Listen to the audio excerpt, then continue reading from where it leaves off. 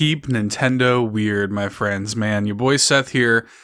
Super happy to be bringing you a new episode of this show. I sure do love making this show. This is a Weird Nintendo podcast about loving weird Nintendo games. This is your first time joining us. And it's been a little while. It's been, it's been a minute. There's been a lot that's kind of happened since the last time we've talked.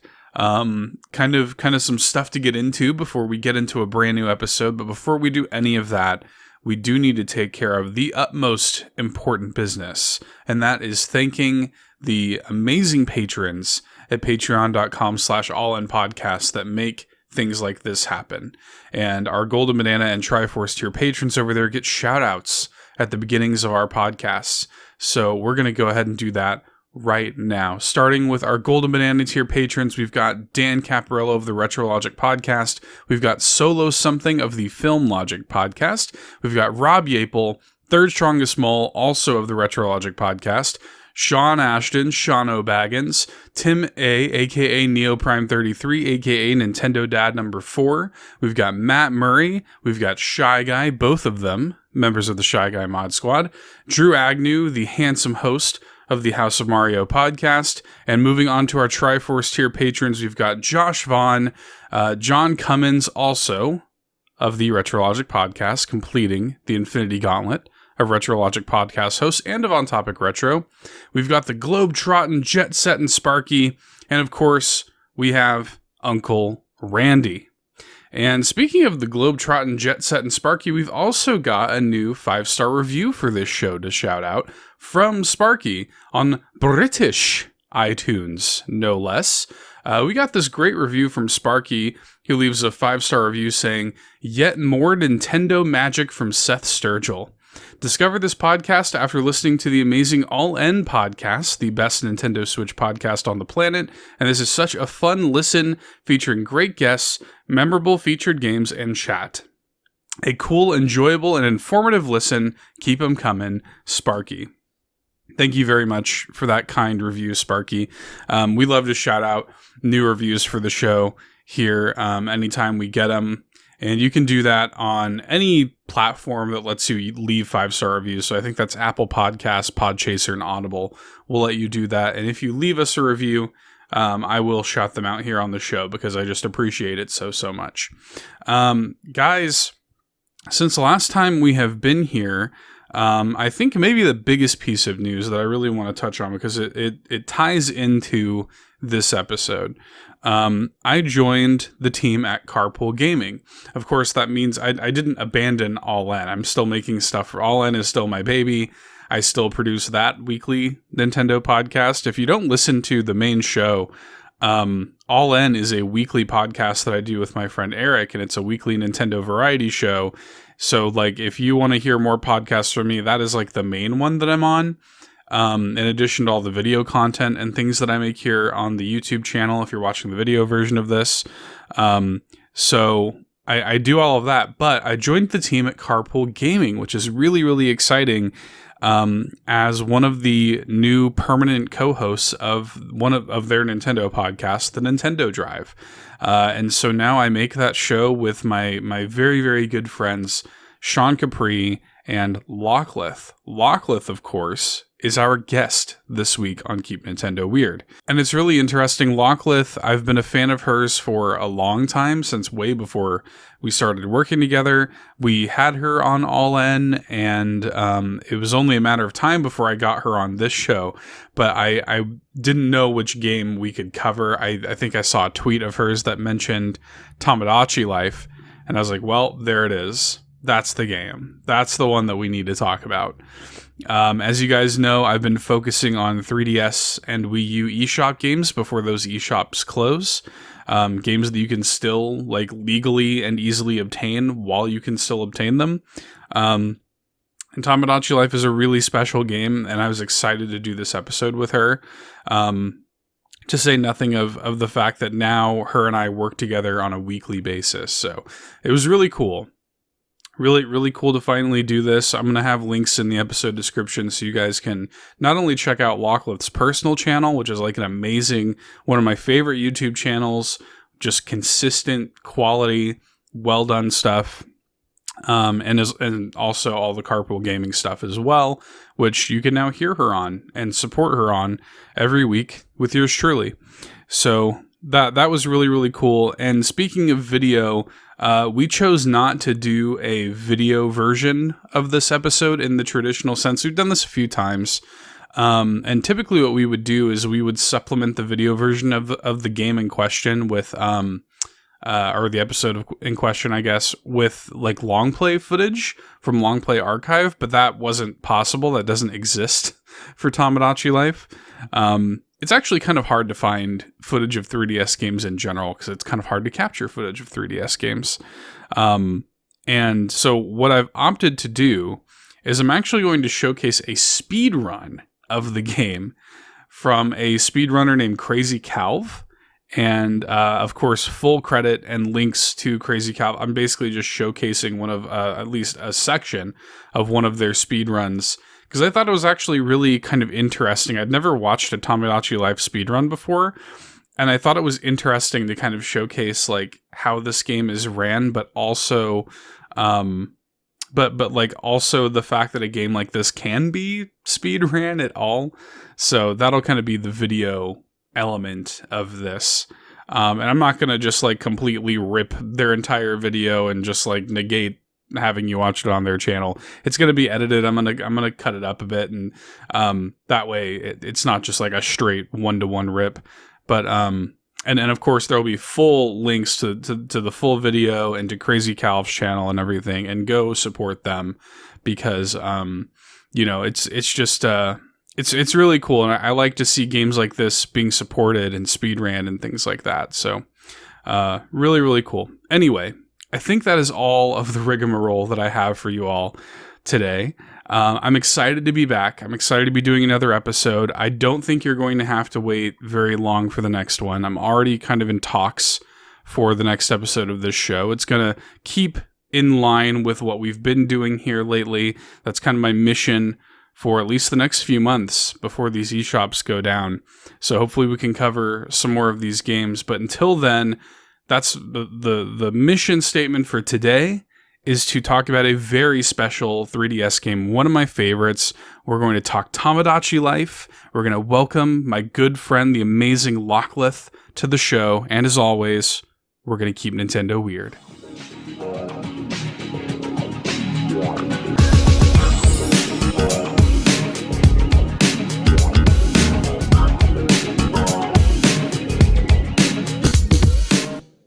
Hi, Lockleth. Welcome to the show. Hi. Hi. Thank you for doing this. I appreciate it. I'm super excited.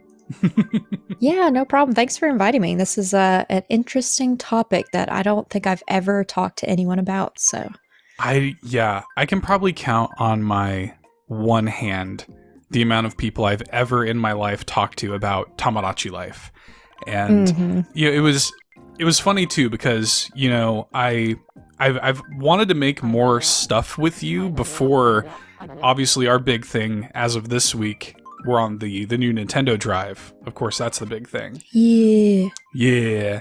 And so that was huge and everything, but like it all just kind of worked out, because long before any of that happened, I was just like, and I've told you this, I was just a fan of yours, and I was like, I just want to make more stuff with Lockleth. I just want to have her on my shows. We had you on All In, like, again, before the new Nintendo Drive stuff happened, and it just kind of all coalesced into this, like, weird moment of just, like, you and I getting to, like, work together. And it was cool. And now here we are. Yeah. I was thinking the same thing. It is interesting how it all just collectively came together, like, around the same time. Mm-hmm. Yeah. And the way that I thought about this with you, and I definitely want to give you a chance to kind of talk about yourself a little bit and like your channel and stuff like that, because you're kind of known for Animal Crossing content and like kind of these like cozy life sim games and stuff. And you had made this Twitter post recently. There's like that, it was like a trend of like your 6 favorite games of all time or whatever. And you had Tomodachi Life on there. And I was like, what? She likes Tomodachi Life? Yes. I've been like searching for somebody to talk about this game with on this show. and you're the perfect one. So yeah, this is great. So okay, but let's not get too far ahead of ourselves. Before we talk about that, introduce yourself to the folks the heathens out there that might not know you. Tell us a little bit about you and your content. Well, listen up here, heathens. I do I do YouTube content. I've been doing it for over a year. Like you said, mainly started off very Animal Crossing heavy, and then here in the past half a year, the second half of 2022, I've been, doing other games as well, but still staying on that cozy side because that's my sweet spot. I don't play shoot 'em ups or anything like that. That's not a game I like to play or enjoy playing. And so yeah, of course, like Tomodachi Life was one of those games, like before I did content, was something that I would obviously gravitate towards. I've always been interested in these types of games. And so it was only natural to play those on my YouTube channel. And I actually recently started streaming on my channel as well as of a couple weeks ago. So this will be, I think, my third week of streaming on my channel come tomorrow of when we're recording this. So yeah. This has been like you said, it's been a kind of a strange turn of events, all these things happening all at once. This is a busy week for me. We started the Nintendo Drive and then all this tonight, and I'm doing something with Sean later in the week, and then I'm streaming tomorrow night. There's a lot going on, but yeah, Lockleth on YouTube. Check me out if you haven't, heathens. Oh yeah, heathens! Come on, heathens, get with it. And you guys will find links to all that stuff, and we'll point you in Lockleth's direction because she makes great content, consistently great content. Like I said, long before any of this, I was just a fan of yours, and I never miss a video. And I love what you do. How has that been for you, by the way? Because you and we've been doing all this stuff together. We haven't had the chance to just like sit and just talk. Like, how, like, has it been just like insane? Because you're relatively new to this. You've been doing this for about a year. You're already so good at it, and here you are, suddenly a whirlwind of all of a sudden I'm doing a podcast, I'm streaming, I'm like doing all this stuff like all at kind of the same time. Has it just been like, are you freaking out internally? I mean, probably a little bit. Like my hands are sweating just thinking about it, but that's normal for me, people. It's normal. I sweat when I play video games too, especially if I'm playing Fall Guys. Big time. Yeah. But it has been a bit of a learning curve and trying to, just really schedule things properly. And I'm when it comes to the content creation type stuff, I've always been on top of scheduling for the most part. Virgo stuff in life like comes up and whatnot, and I move things around. But for the most part, I've got like a schedule, at least when it comes to that. And that's always been my an easy thing for me to do. But now that this is just a busier week because we're doing this, and I've got that thing with Sean. And I had to, well, I didn't feel like I had to, but I wanted to start streaming on my channel to get used to streaming with you and Sean for the Nintendo Drive. And so I kind of felt like I needed to start doing that on my own to get used to it and kind of figure that stuff out as, doing it alone before I did it with a duo or making it the three of us. Yeah. And so that's why I did it, started streaming. Other than that, it was just, creating the videos and then posting them twice a week. And this week I only have one video that's going out because I've just been too busy. Yeah. So I haven't quite figured it all out yet, but I'm getting used to it for sure. Yeah. You got a lot of plates spinning. You're a busy person these days. And I'm definitely feeling it. For sure. Oh, for me too. Like it's been a lot of like spinning plates, and you and I were brought into the new Nintendo Drive after Kato sadly had to step down and stuff. And it's been one of those things where it's really exciting. We recorded our first episode earlier this week, and we do that live every Tuesday night at 8 p.m. Central on youtube.com/carpoolgaming. And links to all that will be in the description as well. But that was kind of the cool thing, is like as kind of like high energy and as like stressful, I guess, as it can be to have all this stuff going on at once, it's also very like creatively fulfilling and I hope you feel the same way, because we can both kind of come at this thing and really make it our own, and little things that just, we're just talking about like soccer in the latest episode. Now it's this big thing, Who knew? Who knew that would be such a big topic? Who knew? And then I was literally cackling today at all the conversation. It's ridiculous. And then like just offhandedly, it's like Sean had said something about we should get the Carpool Gaming mascot Bobby like with a campfire roasting a marshmallow, and then you just made it, And that I love that. That's so like creatively freeing to me, is that and I did the new theme song for the show and stuff, and it just like is so creatively free, and I love that, and it's great to get to do this stuff with you. So it's even though almost we're busy. like yeah, exactly. It's almost like, doing something that's not just our branding, it's a team branding thing. It's just kind of putting, I just made those like off of Canva, like pretty quickly, I would say, like the little Bobby around the campfire, and just putting it in the chat and being like, here, I made a thing. And it's just like, even if it's not used, it's like I had fun just putting that together. Like it's just it's a lot of fun for sure. Yeah, it's fun. I get to make little short videos about Mario's butt. That cracked me up. I need to like post it on Twitter. It needs to go out there because like it needs more views than it's had, because that literally. Oh my gosh! Yeah. Don't even get me started on YouTube Shorts. Anyway. So it's been great to get to make stuff with you, and again we'll point everybody in your direction and stuff, and links to everything are in the show notes. But we are gathered here tonight, Lockleth, to talk about Tomodachi Life, and I'm really, really curious about how Tomodachi Life entered your life. Like, how did you discover this game? I think it's around that time that when I bought a DS, it was around a time where I just missed having the most current like handheld system, and this was when the 3DS was out, and I just ended up getting the 2DS. And then when I bought it, I was like, well, what other games, what games can I get with this? And I initially bought it for, I believe it was Pokemon Sapphire, I think, is why I initially purchased it, because I've always been a Pokemon fan. And then, you get through that game and you crave more. And so I literally just probably went to like Walmart one evening, or maybe I was on Amazon or something. I literally just stumbled upon Tomodachi Life and was like, this looks like it would be right up my alley, kind of like Sims-esque in a way. Because I used to play The Sims back in the day, like the very first Sims.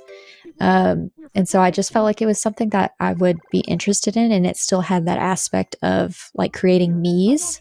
Right. And you could make them like look like you, look like, your significant other, your friend down the street. Like you could make them look like people, or you can download like Miis. Like one of my characters looks like Mario, and I think his name is Mario. And it's just so interesting, the characters that you can use and bring into there. And it just looked like something I would be interested in, and just bought it on a whim, literally, and ended up loving it. Yeah, it's interesting that that you sort of like came into it without preconceived notions about what it was, I guess, because like you just you were able to like buy it on a whim and just kind of come into it like cold. And I think that's a really interesting way to like be exposed to the game, because for me, this one, they were talking about it in like Nintendo Directs, and I think Tomodachi Life might have gotten a dedicated Direct at one point. Like they actually like sat there and like talked about it. So I kind of like followed this game and got it when it came out, because I knew that it would appeal to my interests. I've always loved the Miis, and I still love the Miis, and it's actually a huge bummer for me that in the Switch era, they've kind of stepped away from the Miis. Yeah. Like, you still have them. You can still have a Mii on your Switch, and when you're playing Mario Kart, your Mii's there, and, but they've kind of pulled back from that. Even in Switch Sports, you don't really have... You can put on a weird, like, Wii homunculus mask or whatever, but that's it. I miss the Mii's. Bring back the Mii's.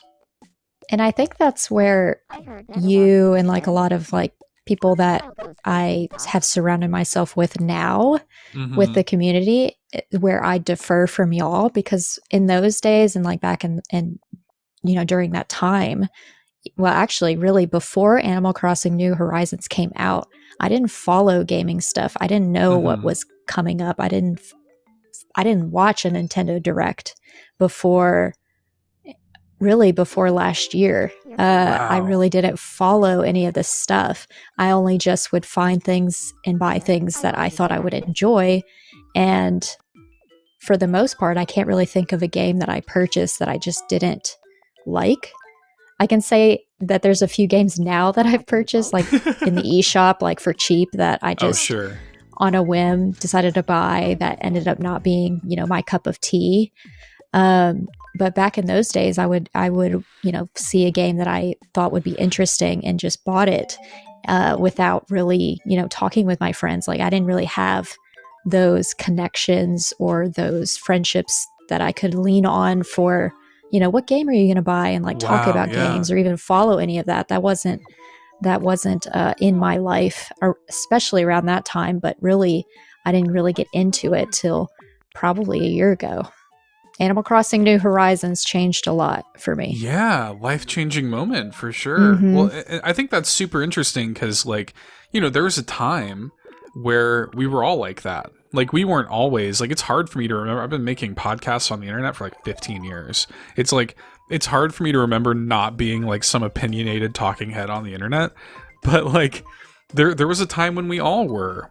And it's cool that your exposure to this game was kind of in that more pure, innocent, I'm just exposed to this and I'm just playing this completely removed from all of the industry, BS or whatever, just completely kind of coming into it blind, not really knowing what it is, with no preconceived notions. Because for me, I'm playing it and I'm like, is this going to be like Animal Crossing? And it's very not like Animal Crossing. So yeah, I like that. I like that take on it. Let me ask you this, because I re-downloaded this game on my 3DS in preparation for this. And I was kind of I want to pop back into my island and stuff like that. And I know that you just recently got a 2DS, and you were talking about you were playing it. What has your experience been like going back to this game in 2022? Well, my first thing was I forgot how weird it is. It's very weird. Perfect for this show. And I forgot that they actually talk. It's not just text on a screen. I don't know why I had it altered in my brain that I would just be reading the whole time, but they actually read what you're reading, say out loud what you're reading.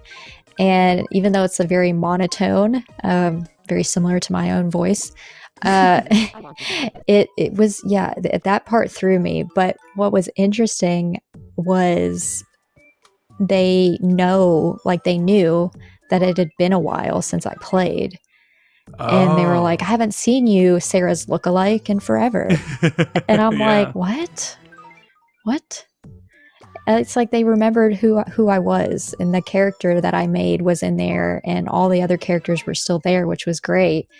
And then the other thing too is I forgot that at one point, all the saves were on the cartridge itself.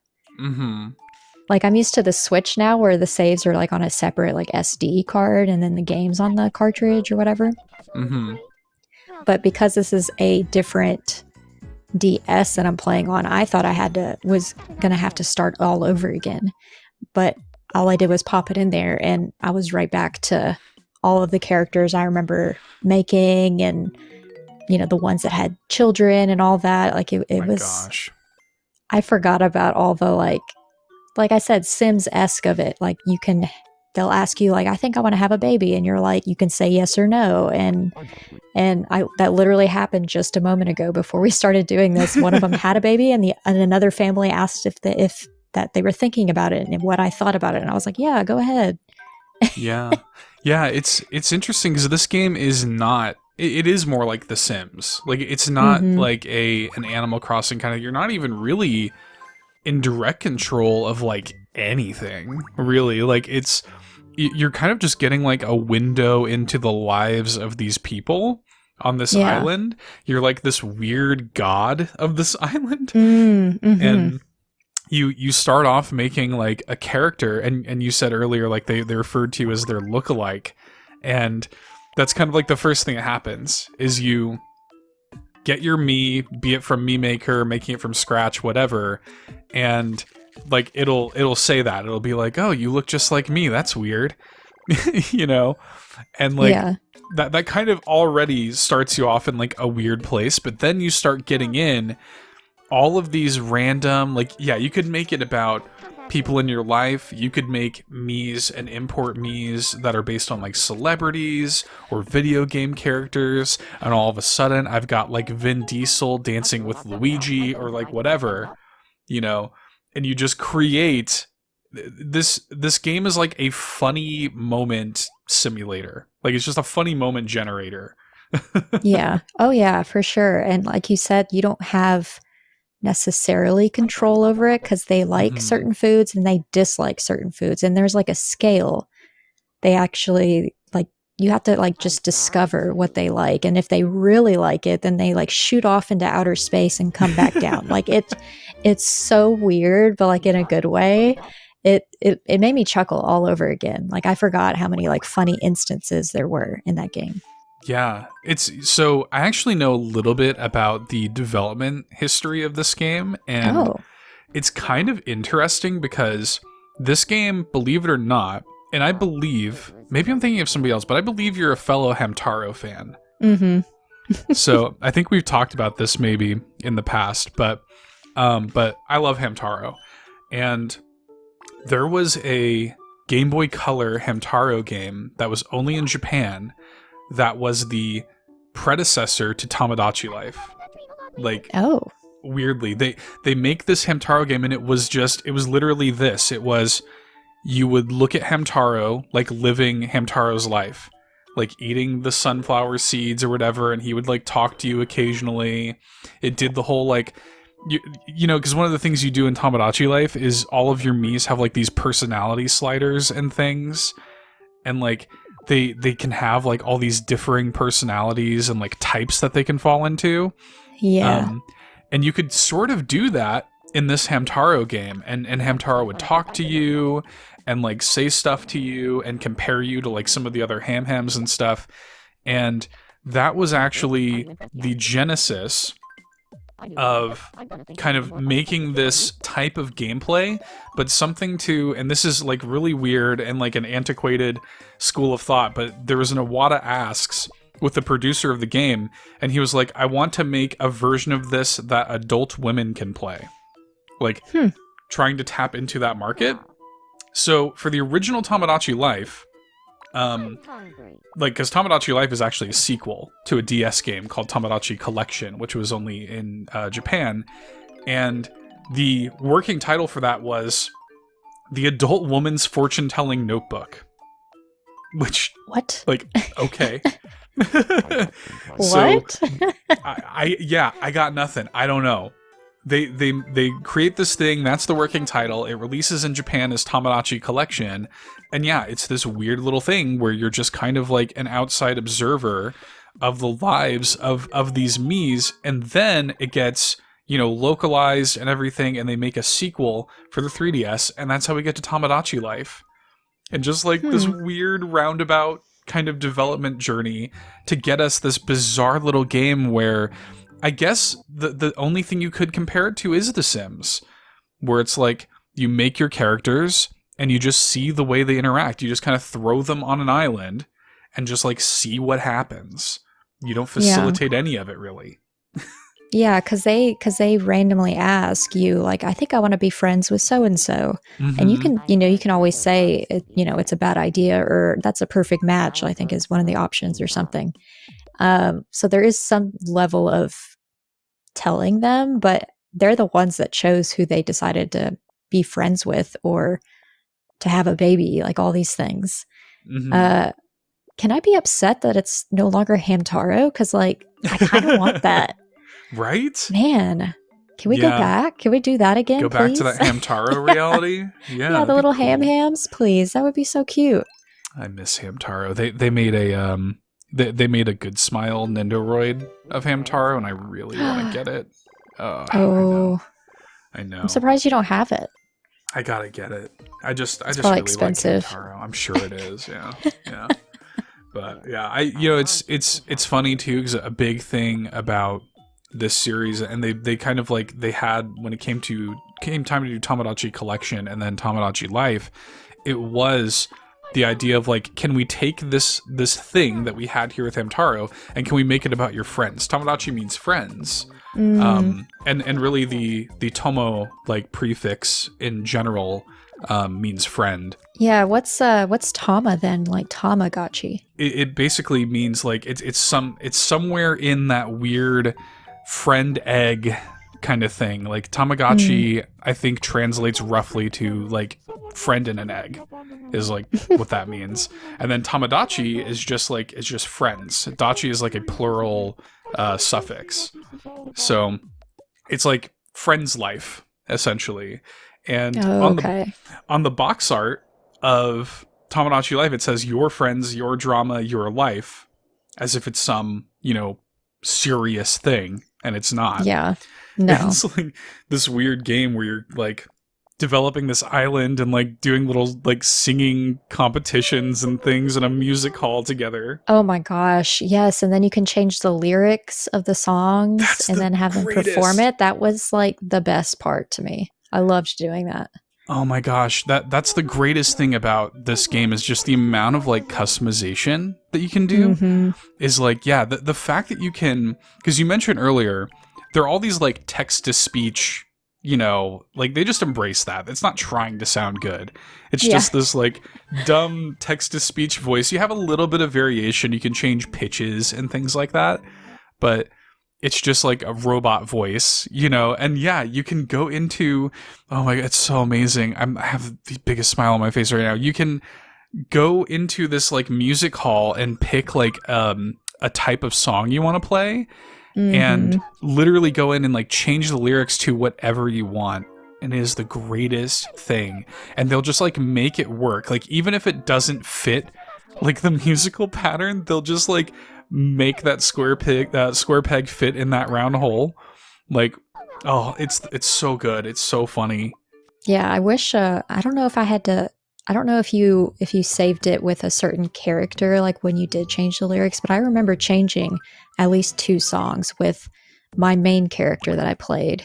And I probably should have played as her and had her do it, because then the lyrics would have probably been there, because I have no idea what I probably put. But like 6-7 years ago, I don't know. Who knows what those lyrics would have been. They probably didn't even rhyme. It probably didn't make any sense, but that was so much fun. I always picked the rock song, of course, and changed those lyrics. That's a good one. I really love, my wife and I still reference the love ballad one. It's called Maybe Baby. And it's really dumb, and it's like not even a good song. But like, we reference that all the time. We're just like, maybe baby, you're the one for me. It's so stupid, but like, it's so good though. It's great. I don't know. It's like a different type of cringe. Yeah, it's earnest. I think that's the thing. It's so like, it's so earnest. It's so itself. Like there's nothing quite like it, and it kind of embraces that. Like it knows that it's not, it's not trying to be. Even The Sims, and The Sims can get crazy too. Like we've all heard Ryan Turford's Sims 4 excursions, where he's like, "Hey, I'm like an ex-vampire, current werewolf, non-binary, entering singing competitions and things like that." But like craziness of that scale happens constantly in Tomodachi Life, constantly. Oh yeah, because you'll have on your island like just these little random events happening, and you just go in and you just peek. Like, you just see what's going on. And people can get into fights or whatever. Exactly. Like, they would have, I think they'd have a boys' night or a girls' night at the coffee shop. And you could go to the coffee shop and, like, watch all the ladies, like, chit-chatting about something. Or you can go to the beach and there's randomly a kiosk. And one of your, villager people will be selling crackers, of all things. And they're like, do you want crackers? And like, no one likes the crackers. Like, it's never, I haven't come across the crackers being somebody's most favorite thing to eat. So like I never buy them, but I was just always wondering like, why are we selling crackers? Like, why is this? Why are there not like options? It's so, and like the weirdly like photorealistic food, like because you Oh yeah. you have to like feed them, and you know because they'll get hungry or whatever, and you'll kind of get this shot of the big weird like apartment complex that they all live in or whatever it is. And like you'll just see that they have some sort of problem, whether it's I'm hungry or I'm sad or whatever, and you have to go and get them food and make them happy. And that's kind of, that's how you get money, and you spend that money on clothes and whatever. So that's like the core loop of the game. But yeah, like you just, and you touched on this earlier, but you go to get them like this weirdly good looking food where I guess they must have just taken pictures of them and just like literally like transposed it straight into the game. It just says photoreal food weirdly. Yeah, it's almost like anime food. It's just, it looks Yeah. so good. Yeah. And doesn't like fit any of the other like art style of the game. It's like its own thing. It's wild. And like, yeah, you'll eat it, give it to the me or whatever, and they'll love it or hate it or whatever. And yeah, if they love it, they'll like shoot into outer space. If they hate it, I saw one, oh gosh, I gave my wife's me something that she hated, and she like all the color drained from her me and she like melted into the floor. Like so this is just like, this is so dumb and funny. And it's also great because they allow you all of this space to make these like custom characters and just put them in funny situations. The game doesn't have like hard and fast rules about anything. So what that means is it means that it's either really funny when something horrible happens, or like mind-blowingly great when something good happens. So I would have my dad is bald. He doesn't have any hair. And so I made a me based on my dad. And like it's hilarious because the game doesn't like know that he's bald, nor does it care. So I would just, my dad will be like sad in his apartment complex being like, I wish, you know, like I wish I want a new haircut or whatever. So you don't even have hair to cut, you know? It's like, it's something like that. I love junk like that. Or my wife, who loves spicy food, her me just randomly also loves spicy food. I gave her like a pepper and it was her favorite food. So yeah, you just take chances like that with like giving them. I did that the other day where I was just buying foods that were like new daily or whatever, because they do change like the food, the clothes, and the like the style of the room. Like you can also change like their entire like apartment, and it's always themed based. And there's daily ones, and then you can go through like if you've bought it in the past, you could rebuy it again. And so I was buying all the foods that I hadn't bought before and just giving it to the villagers that hadn't had that food yet, just to try something. And that's when I remembered that I think I gave one of them space food, and it was hilarious because they literally shoot out into space because it was one of his favorite things apparently. And I just, came to this knowledge, and he shot out into space and back down. It was hilarious. Yeah, there was one event where, gosh, I think it made somebody on my island like a key ring that my me put on their backpack. Was it did you visit one of their dreams? The nightmares. Yeah. Yeah. That, oh man, that's another wild thing that can happen. Yeah, they'll have like dreams or nightmares, and they're just these crazy sequences. Like I think so one good. of mine was fishing on a dock with a friend, and then the large head of their it was them. Their huge head like comes out of this water, and it's like they're watching themselves. It was the dreams. It's intense, and like why? But at the same time, why not? Yeah. Oh, it's so good. And like I think that it's never take anything seriously, the game. Just like there's no stakes whatsoever. You just like you come in, and yeah, there is that like daily sort of carrot on a stick because your shops will update and you can get new clothes and food and things like that. So there is a reason to like come back to it every day, but there's not some kind of like overarching plot or anything like that. You're just coming in. It taps into those Tamagotchi vibes where you're just like, you have this little world, this little island that lives in your 3DS, and you just want to pop in and check on these people and see what they're doing. And yeah, I love that. I'm curious, what did you name your island? Oh, you know what? I don't even know. I don't even think I paid attention. My island was Pizza Time Island. So that was my island. I probably named it Lockleth. I don't know. That's what I tend to name everything. Even before content. That's all what I was like my go-to. I wouldn't be surprised. Yeah. Yeah, mine was Pizza Time Island because I just like the second that I realized, because they have you make your character and everything before naming your island. So I was like, the second I realized that this was not a serious thing at all, because in games of this type, typically my go-to, and I've been doing this since Animal Crossing New Leaf, my go-to is typically I will name like my town or my island or whatever HAMTARO, which is it's Japanese for firefly. And I just like the way it sounds, HAMTARO, and I like fireflies are cute and whatever.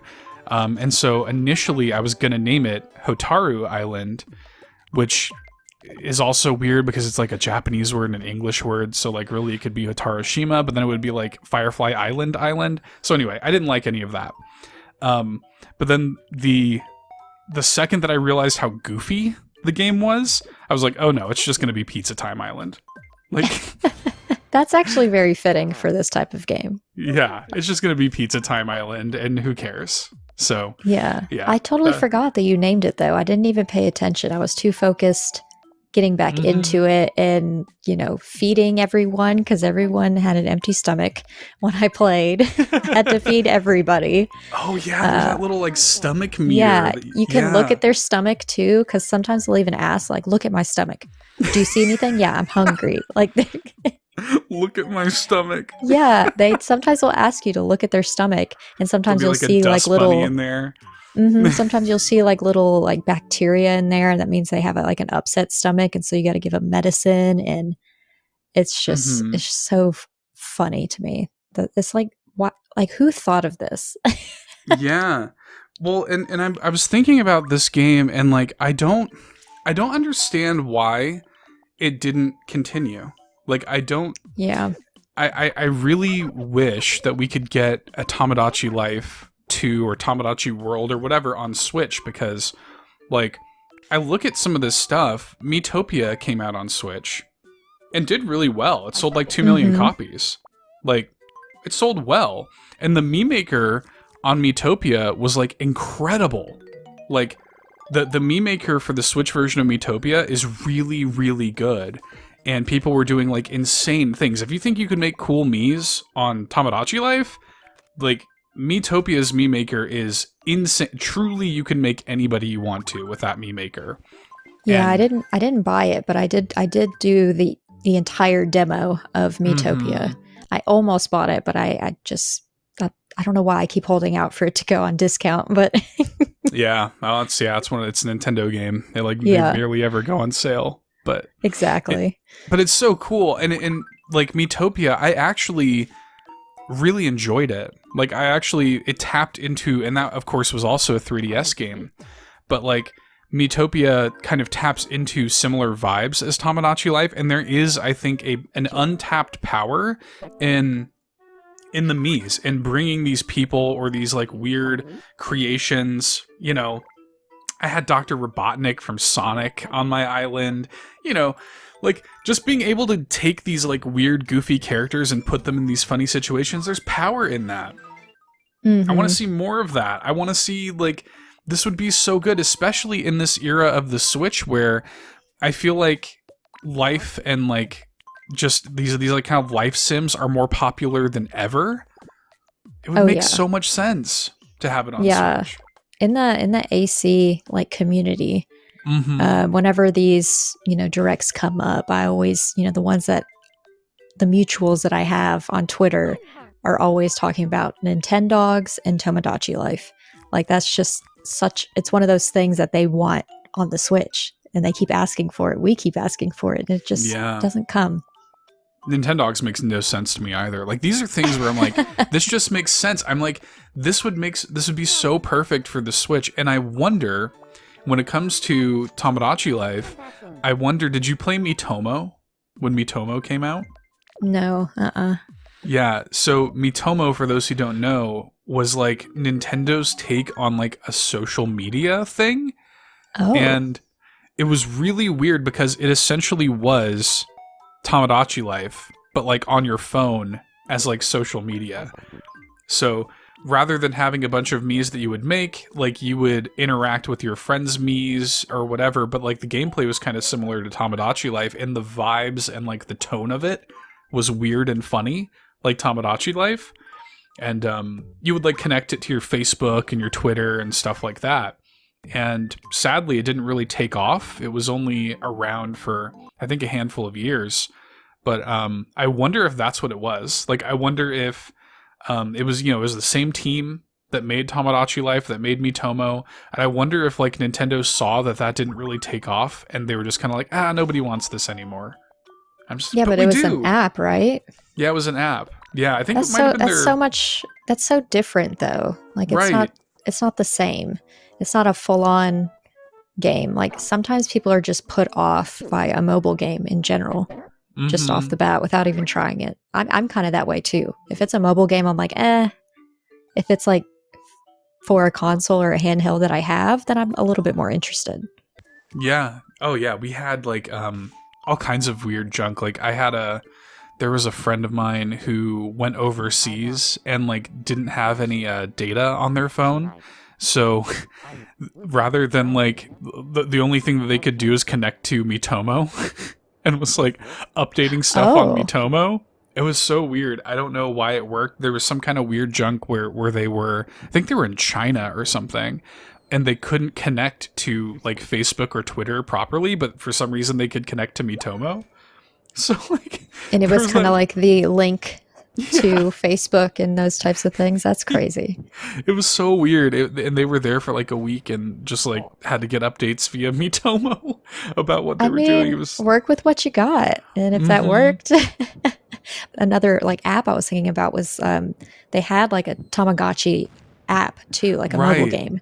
And I played it for a little bit, but it wasn't that fun to me. And now I have like an actual Tamagotchi that I got through the entire until it ascended. I think it took like 12 days or so. I haven't reset it yet. It's still in that angel form. But like just having something physical, like a separate thing, it intrigues me more. I guess that's more of a I don't know if that's a me thing or if it's just more common. I'm not sure. I could that was see another that. thing that came to mind. I could see that. Yeah, and maybe there is like something to that where like it wouldn't have worked as well on like the Wii U, for example, or even really on your phone, because like at that point it feels like my phone is my machine where I have my email or Twitter or whatever. Like I don't want that to also be the thing where I play something like Tomodachi Life. Like I want that to be separate. I want that to live in my 3DS or my Switch or whatever. And maybe there's power in that too.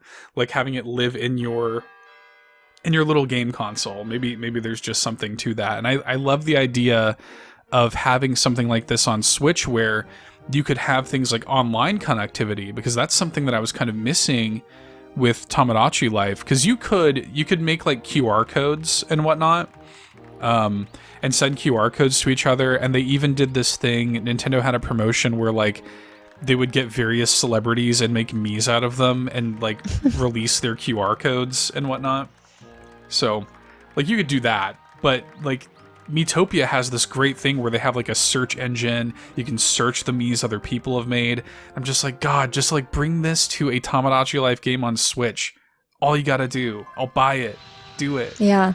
Yeah, it would be a big hit for sure, especially those that, like I said, in the AC community, it would be a pretty big win, I feel like, if they just brought it. Yeah, I think it would make a lot of sense. And another thing, there's a lot of controversy, and maybe this is another thing that kind of turned Nintendo. I get really worried about, and this is a huge point of this show, like keep Nintendo weird. I want to keep Nintendo in this kind of era that I love so much from them, and seeing them do this weird experimental stuff, because I get the sense from Nintendo that they get very like squeamish about stuff. Like if they have a bad experience with the franchise, they will, oh well, that doesn't work, like let's throw that out. You know what I mean? And they Yeah. had like, so they had this like thing with Miitomo, didn't really take off, and they had a lot of controversy, which I don't imagine you knew about this because you weren't keeping up with the games media or whatever at this time. But there was a lot of controversy when this game came out because it doesn't allow for same-sex relationships. So that was a big deal when it came out. Nintendo took a lot of heat and they had to like issue a statement and things like that. And the problem is that Japan is so, like, I love Japan, but Japan is very not like up with it. Like they're very non-progressive, and when it comes to like civil unions and things, and same-sex relationships are still not recognized by Japanese government here in 2022. It's like, come on, it's ridiculous. Doesn't make sense. Makes zero sense. And so at that time, because it was developed by a Japanese team and because same-sex relationships weren't even legal in that country, they didn't have them in the game, and they took a lot of heat for that. So I wonder if like it's having these kind of negative experiences around this game, regardless of how like special it really is. I wonder if that has kind of like turned them off to the idea of going back to the well on it. But man, I wish they would. Yeah, and that actually kind of tracks to like in relation to, you know, Animal Crossing too. Like Right. I'm now playing it on the GameCube, which I've never played it on the GameCube before. I've never owned one until recently. And to go back and play population growing now and, you know, starting in the town, I want to call it an island. It's not an island. Starting the town up and then hearing or having those more spicy conversations with the villagers in town, which if you look at New Horizons now, like that's completely gone. Right. And it's more design focused, which I love, but like I would like to have that and the conversation together. But I can see that that was probably something that was very negative towards Nintendo. And so instead of shying away from something that is probably very popular and kind of started this entire, you know, Sims related type of genre, they just nixed that part of it and continued forward with the game. Yeah. Yeah, I get this sense, and this is something that I really have been kind of feeling about Nintendo for a while, as much as I do love Nintendo. They're just like, there's a sort of like homogenization of a lot of their stuff. They're just like shaving off so many of the rough edges. And, you know, like I don't want everything to just be this like squeaky clean experience. And I love, like, New Horizons is an amazing game, but I do miss a little bit of that spice, you know? Like, I do miss a little bit of that, like, personality that you had in some of these games. And something like Tomodachi Life, like, this is a vibe that I'm kind of missing on Switch. That's why when Miitopia came out, it was kind of a breath of fresh air a little bit. Like, finally I've got something weird and, like, quirky on the Switch. You just don't see that much of that anymore, I feel like. It's a definite miss, but I guess I'm not surprised because of the whole AC aspect of it. And I'm starting to understand what's missing from New Horizons. Like I played New Leaf, but it wasn't like New Horizons like I'm playing it now. And I'm kind of like Sean Capri. I forget. I don't have a great memory. So I don't remember the villager conversations to know that that's missing, or I feel like that's missing until I'm playing it on the GameCube. So yeah, I just, like you said, I wish they would bring it back, or I don't know. Like they would obviously change it, do some sort of changes to it, but I don't want them to lose the weirdness that just makes it funny. Right. I don't know. It's not a game that I think is super long lasting, because after a while it does get repetitive, because I'm sure that's why I stopped playing it in the first place. You'll start to see repeat events. Yeah, for sure. Yeah, but it is nice to go back to it now again and get all of that nostalgia back. I don't know. Oh my gosh. It's not quite the same. Yeah, well, so I re-downloaded it on my 3DS because I was so dumb. Like, now I'm big into like physical media and stuff, but when 3DS came out, I was all about, all digital. I'm going to have all I'm like the opposite. Like I had all of those physical, and now I'm more digital now. It's so funny. Like I was all digital back then. I loved the idea of having my entire like 3DS library right there on my SD card, like just having it all right there. And now I like the physical media because especially now that 3DS and Wii U eShops are going down, it's like, gosh, like you come to realize I don't actually own any of this stuff, you know, and I just have like all of this stuff here, and one day those eShops are going to go down. So, Yeah. you know, and you know, it's up to you to parse how you feel about those things. But so I re-download Tomodachi Life on my 3DS, and I don't know what happened, but somewhere along the way, my save data got wiped. And oh no. I know. And so like I started it up and nothing was there, because I was kind of looking forward to having an experience like you were talking about, where like I could come in and kind of like catch up with like all of my old people and like see what's going on Pizza Time Island. But then I booted up and it's all gone. It was heartbreaking. Did you start over and I did relive it kind of differently? A little. Yeah. It's not the same, but I did. Yeah. I kind of just went through like, you know, a day or whatever and just like put a few Miis. You can have like up to 100 Miis on your island. I was going to ask crazy. that because I haven't even filled up the, like, for what I can see with the apartment complex, I haven't even filled that up yet. I think I'm not even halfway, because like I like to stick with the same ones, it seems, and then eventually you kind of couple them together and then they move in a house, but they still have an apartment, which doesn't make sense to me. You think they would move out, but I don't know. Who cares? But it's Tomodachi Life. I guess my character likes to have her own space also. I don't know. It's I thought that was strange. But yeah, I was wondering how many you could have, because I've never gotten anywhere close to a limit on mine. No way. Yeah, I think you can have up to 100. And okay. I think that, I don't know, I think I had maybe like 20 or something like that on my island. Wow. Like I didn't have like that much, but like you can have a ton on there if you wanted to. And I could just imagine that's probably like kind of stressful, like checking in on all those people. I don't want to do that. Yeah. That's a lot of people management. Like I don't have the capacity for that. That's a lot of like steak it's to too many go and slices. buy. Yeah, too much. I don't like it. Yeah, so but it would make it a lot easier though if I could just easily, like you can in Metopia, just easily go and like download the things that people have made and upload it. I could so easily see it working on Switch. Bring Tomodachi Life to Switch, Nintendo. Don't make me beg. I think a lot of people have been begging too, and they're just, you know, they love listening to us. I don't know if anyone's aware of that. Nintendo loves listening to the community. Oh yeah, they we never feel disconnected from Nintendo at all. No, never. Not once. Oh my gosh. Well, we could sit here and gush about this game all night. We could sing the songs all night and stuff. But I won't take up your entire evening, Lockleth. This game is available on the 3DS for just $20. You can get it on the eShop. That was surprising to me. Like it actually got a permanent price reduction on the eShop. $20. You can go in there and get it. So, I mean, for that price, if you have a 3DS and you're looking for games to like kind of build up the collection before those eShops go away, get Tomodachi Life. Get it before it's gone. Yeah.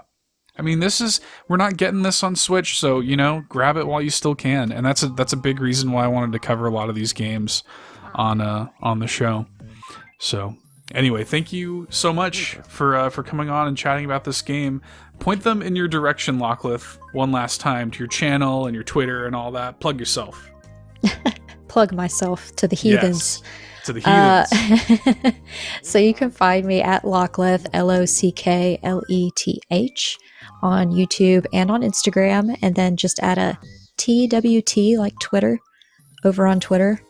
And yeah, I'm just happy to be here and happy to fan over some Tomodachi Life, because like you said, they're not going to bring it to Switch. Maybe if we say they're not going to bring it, maybe they'll bring it. That's when they'll bring it. So they're never going to bring it to Switch. Never going to do it. No shot.